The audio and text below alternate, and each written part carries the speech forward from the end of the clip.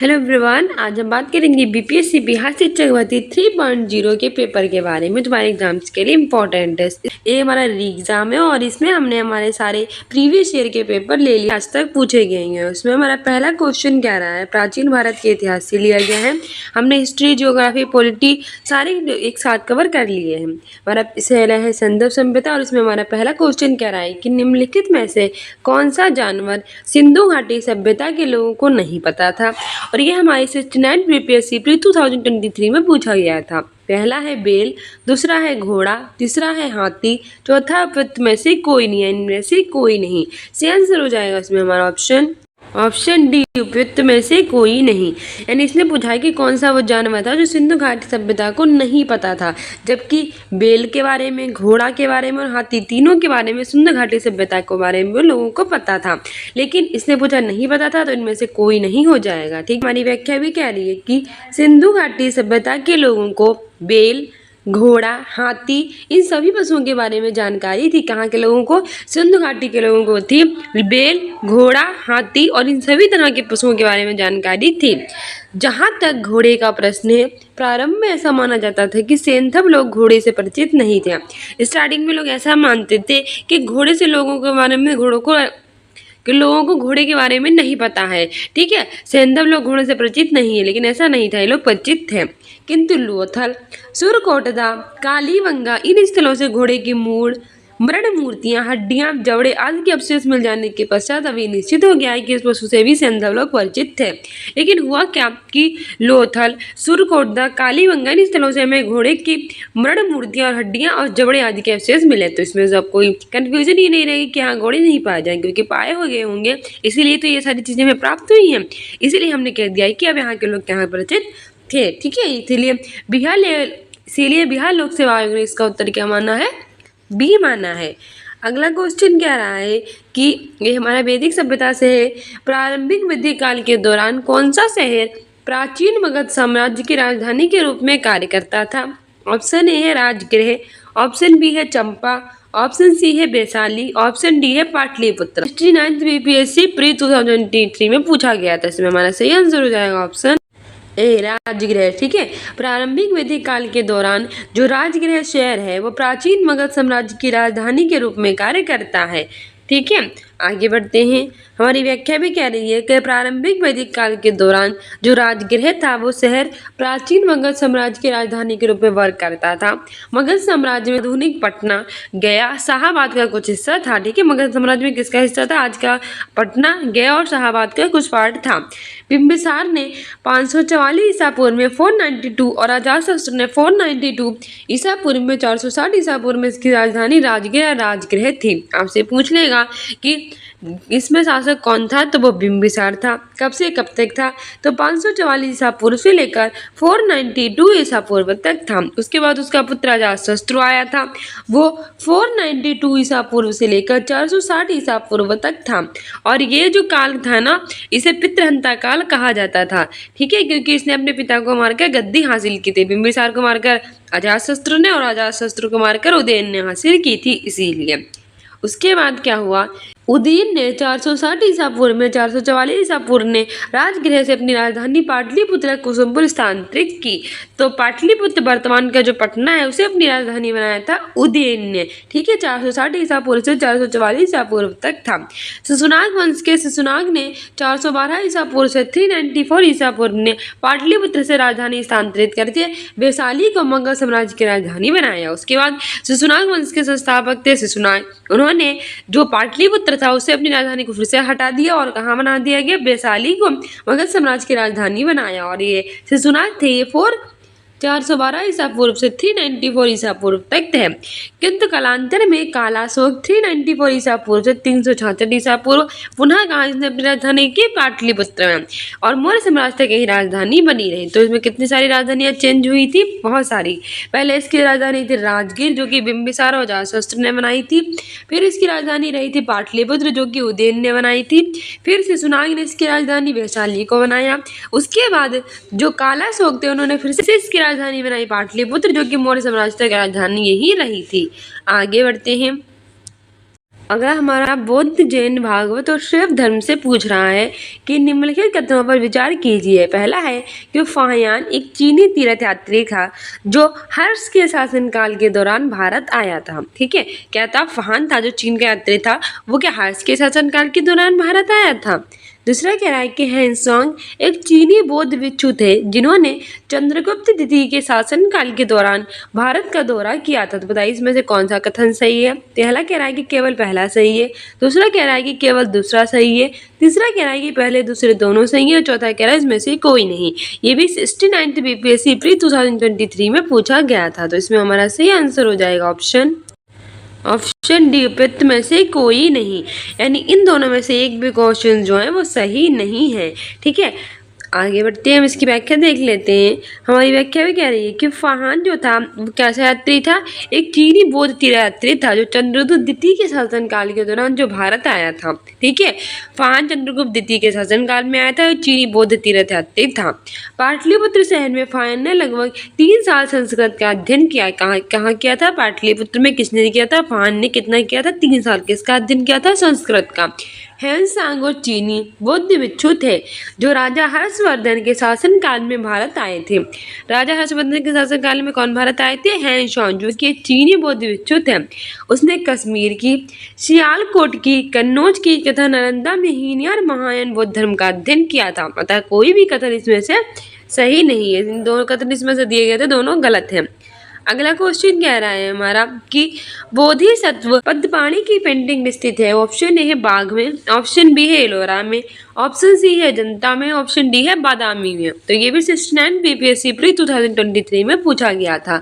सही आंसर हो जाएगा इसमें हमारा ऑप्शन सी, अजंता में। जो बोधिसत्व पद्मपाणि है उसकी पेंटिंग स्थित कहाँ है? अजंता में स्थित है। ठीक है, हमारी व्याख्या भी कह रही है कि बोधिसत्व पद्मपाणि की पेंटिंग अजंता की गुफा में स्थित है। संस्कृत में पद्मपाणि का शाब्दिक अर्थ होता है कमल धारण करने वाला। ठीक है, पद्मपाणि का शाब्दिक अर्थ क्या होता है संस्कृत में? कमल को धारण करने वाला। और ये पेंटिंग कहाँ है बोधिसत्व पद्मपाणि की? अजंता की गुफा में। ठीक है, और अजंता एलोरा की गुफाएं महाराष्ट्र में स्थित है, ये भी याद रखना। बादामी गुफाओं की अगर हम बात करें तो बादामी गुफा मंदिर कर्नाटक के उत्तरी भाग में बागलकोट जिले के एक शहर बादामी में स्थित हिंदू और जैन गुफा मंदिरों का एक परिसर है। बादामी गुफा मंदिर कहाँ है? कर्नाटक जो है ना उसके उत्तरी भाग में जो बागलकोट जिला है उसके एक शहर है बादामी, उसमें स्थित हिंदुओं का और जैन गुफा मंदिरों का एक परिसर है। वहीं अगर हम एलोरा गुफा की बात करें तो एलोरा दुनिया के सबसे बड़े रॉक कट हिंदू मंदिर गुफा परिसरों में से एक है जिसमें 600 से 1000 ईस्वी की कलाकृतियां हैं।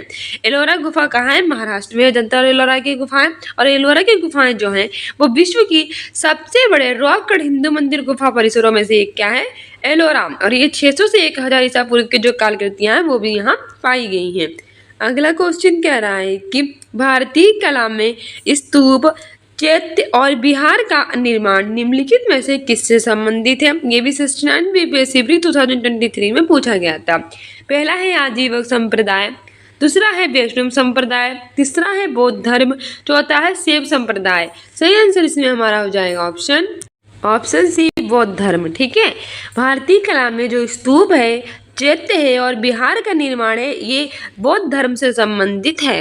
हमारी व्याख्या भी कह रही है कि भारतीय कला में स्तूप, चैत्य और विहार का निर्माण किससे संबंधित है? बौद्ध धर्म से। बौद्ध धर्म की धार्मिक वास्तुकला भारतीय उपमहाद्वीप में विकसित हुई थी। शुरुआती बौद्ध धर्म के धार्मिक वास्तुकला से निम्न प्रकार के जो ढांचे हैं वो जुड़े हुए हैं: मठ, विहार, अवशेष, स्तूप और मंदिर और प्रार्थना कक्ष, चैत्य और स्तंभ। चैत्य बौद्ध पूजा स्थल है, कहाँ गए? बौद्ध पूजा स्थल। जबकि विहार बौद्ध भिक्षुओं का निवास स्थल है, और बौद्ध भिक्षुओं का निवास स्थल क्या है? विहार। स्तूपों के निर्माण का उद्देश्य गौतम बुद्ध के अवशेषों की पूजा और सुरक्षा था। बौद्ध मठ विहार का तात्पर्य उस जगह से था जहाँ बौद्ध धर्म के गुरु अपने शिष्यों को शिक्षा, उपदेश आदि देते थे। बौद्ध गया में स्थित महाबोधि मंदिर बौद्ध मठ का क्या है? एक उदाहरण है। अब हमारे 16 महाजन से क्वेश्चन पूछे जाएंगे, एग्जाम्स के लिए इंपॉर्टेंट है। छोटा क्वेश्चन कह रहा है ये हमारा बीपीएससी बिहार शिक्षा भर्ती 2.0 में पूछा गया है कि जो हमारा 10/12/2023 को हुआ था, पेपर 3rd था। ठीक है, कह रहा है कि मगध और अंग के मैदान निम्नलिखित में से किसके से, और आप देख रहे होंगे कि इसमें से 5 ऑप्शन देना इसने स्टार्ट कर दिया, ठीक है। बीपीएससी 2.0 2023 में इसने 5 ऑप्शंस देना स्टार्ट कर दिया है। Magadh and Anga plains are part of which of the following. Option A है ऊपरी गंगा का मैदान, upper Ganga valley. Option C B है मध्य गंगा का मैदान, middle Ganga valley. Option C है निम्न गंगा का मैदान, lower Ganga valley. Option D है उपयुक्त में से एक से अधिक, more than one of the above. Option E है नन ऑफ द अबव, यानी उपयुक्त में से कोई नहीं। और ये हमारा देखो उपयुक्त में से एक से अधिक और उपयुक्त में से कोई नहीं दे रहा है, और आप 5 ऑप्शन आपको दिए जाएंगे। तो इसमें हमारा सही आंसर हो जाएगा ऑप्शन बी, मध्य गंगा का मैदान, यानी कि मिडल गंगा वैली, ठीक है। मगध और अंग के मैदान जो हैं वो मध्य गंगा के मैदान के हिस्से हैं। हमारी व्याख्या भी कह रही है कि मध्य गंगा का मैदान पूर्वी उत्तर प्रदेश और संपूर्ण बिहार तक विस्तृत है। मध्य गंगा का मैदान कहाँ से कहाँ तक है? पूर्वी उत्तर प्रदेश, यानी पूर्व का उत्तर प्रदेश और पूरा बिहार है, वहाँ विस्तृत है। इसकी औसत ऊंचाई कितनी है? 50 से 100 मीटर तक है। इसकी औसत ऊंचाई 50 से 100 मीटर तक है। मगध और अंग मध्य गंगा के मैदान में स्थित है, और मध्य गंगा में का मैदान किसके लिए प्रसिद्ध है? कृषि के लिए। किसके लिए प्रसिद्ध है? कृषि के लिए प्रसिद्ध है, ठीक है। अगला क्वेश्चन हमारा मौर्य और मौर्योत्तर काल से है, और ये 7वें नंबर का है, और ये बीपीएससी स्कूल टीचर 2023 की पेपर सेकेंड शिफ्ट 2 में पूछा गया था। ये सारे हमारे बीपीएससी बिहार से चक्रवर्ती प्रीवियस ईयर के पेपर हैं। कह रहा है कि कौटिल्य किस स्थान में राजनीति विज्ञान और अर्थशास्त्र के प्राध्यापक थे? ऑप्शन ए है नालंदा, ऑप्शन बी है पाटलिपुत्र, ऑप्शन सी है तक्षशिला, ऑप्शन डी है उपयुक्त में से एक से अधिक, और ऑप्शन ई है उपयुक्त में से कोई नहीं। अब आपको 5 ऑप्शन देखने को मिलेंगे, तो सही आंसर हो जाएगा इसमें हमारा ऑप्शन सी, तक्षशिला, ठीक है। कौटिल्य जो थे वो तक्षशिला स्थान में राजनीति विज्ञान और अर्थशास्त्र के ज्ञात के प्राध्यापक थे। कौटिल्य जो थे उन्हें चाणक्य या विष्णुगुप्त के नाम से भी जानते थे। ये चंद्रगुप्त मौर्य के सेनापति और गुरु थे, और इनकी फेमस पुस्तक कौन सी थी? अर्थशास्त्र थी, ठीक है, जो कि इकोनॉमी से बिल्कुल रिलेटेड नहीं थी, ये रिलेटेड थी उनके हिस्ट्री से। किसके? ये चंद्रगुप्त मौर्य से संबंधित थी, ठीक है, और तक्षशिला में प्राध्यापक थे। आगे हमारा अगला व्याख्या क्या रही है कि कौटिल्य, जिन्हें हम क्या कहते थे? चाणक्य के नाम से भी जानते थे, और उनका एक नाम विष्णुगुप्त भी था। एक प्रसिद्ध भारतीय अर्थशास्त्री, दार्शनिक और राजनीति के सलाहकार थे। वे प्राचीन तक्षशिला यानी पुराना तक्षशिला विश्वविद्यालय में राजनीति विज्ञान और अर्थशास्त्र के क्या थे? प्राध्यापक थे। प्राध्यापक जो विश्व के सबसे पुराने विश्वविद्यालय में से एक था और प्राचीन भारत में शिक्षा का केंद्र था। ये तक्षशिला विश्वविद्यालय जो था वो सबसे पुराने विश्व के जो विश्वविद्यालय उसमें से एक था, और शिक्षा का क्या था? मुख्य केंद्र था भारत में। और कौटिल्य को चाणक्य और विष्णुगुप्त भी कहते हैं। ये चंद्रगुप्त मौर्य के सेनापति और गुरु थे, और इन्हें अर्थशास्त्र नाम की पुस्तक लिखी है, ये भी याद रखना।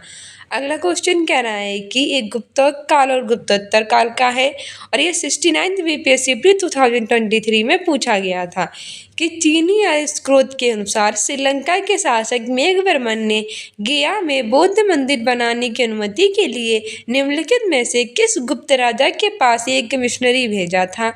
ऑप्शन ए है चंद्रगुप्त प्रथम, ऑप्शन बी है समुद्रगुप्त, ऑप्शन ए है चंद्रगुप्त प्रथम, ऑप्शन बी है समुद्रगुप्त, ऑप्शन सी है चंद्रगुप्त द्वितीय, ऑप्शन डी है इनमें से कोई नहीं। सही आंसर हो जाएगा इसमें हमारा ऑप्शन बी समुद्रगुप्त, ठीक है। चीनी स्रोत के अनुसार श्रीलंका के शासक जो मेघवर्मन थे उन्होंने बौद्ध मंदिर बनवाने की अनुमति के लिए जो समुद्रगुप्त थे गुप्त राजा, उनके पास एक मिशनरी जो था वो भेजा था। समुद्रगुप्त को सिक्कों पर बीड़ा बजाते हुए दर्शाया गया है। ठीक है, आगे बढ़ते हैं। व्याख्या कह रही है कि चीनी स्रोत के अनुसार श्रीलंका के शासक जो मेघवर्मन थे उन्होंने गया में बौद्ध मंदिर बनवाने की अनुमति के लिए जो गुप्त शासक थे समुद्रगुप्त, उनके पास मिशनरी को भेजा था। अगला क्वेश्चन कह रहा है कि राजनीति की प्रारंभिक पुस्तक नीतिसार किसके द्वारा लिखी गई थी? ऑप्शन ए है कौटिल्य, ऑप्शन बी है कामंदक, ऑप्शन सी है चरक, ऑप्शन डी है इनमें से कोई नहीं। सही आंसर हो जाएगा इसमें हमारा ऑप्शन बी कामंदक। राजनीति की प्रारंभिक पुस्तक जो नीतिसार है वो कामंदक के द्वारा लिखी गई थी। हमारी व्याख्या भी कह रही है कि राजनीति की प्रारंभिक पुस्तक नीति सार के लेखक कामंदक हैं। ये पुस्तक कौटिल्य के अर्थशास्त्र पर आधारित है। किसके? कौटिल्य के अर्थशास्त्र पर। इसमें प्राचीन भारत के राजनीति, कूटनीति और राजकीय परिदृश्य का वर्णन किया गया और ये पुस्तक कब लिखी गई थी? गुप्त काल में। अगला हमारा सूची 1 को सूची 2 से मिलाना है। सूची 1 में चरक, ब्रह्मगुप्त, बारहमीर और विशाखदत्त दिए गए हैं और सूची 2 में मैथमेटिक्स यानी कि गणित, चिकित्सा, नाटककार और ज्योतिषी दिए गए हैं। तो हमें इनका खुद का सही प्रयोग करके सही उत्तर देना है। तो इसमें हमारा सही आंसर हो जाएगा ऑप्शन बी। ठीक है, फर्स्ट का पहला यानी कि जो चरक है वो किससे संबंधित है? गणित से, मैथमेटिक्स से। बी का 2 यानी कि जो ब्रह्मगुप्त है वो किससे संबंधित है? चिकित्सा से। सी का 3 यानी कि जो बारहमीर है वो कौन है? नाटककार। और जो हमारा 4th है उसका 4 यानी कि विशाखदत्त है वो ज्योतिषी हैं, यानी कि सही तरह से चुने हुए हैं। ठीक है, चरक का गणित, ब्रह्मगुप्त चिकित्सा, बारहमीर नाटककार, विशाखदत्त ज्योतिष।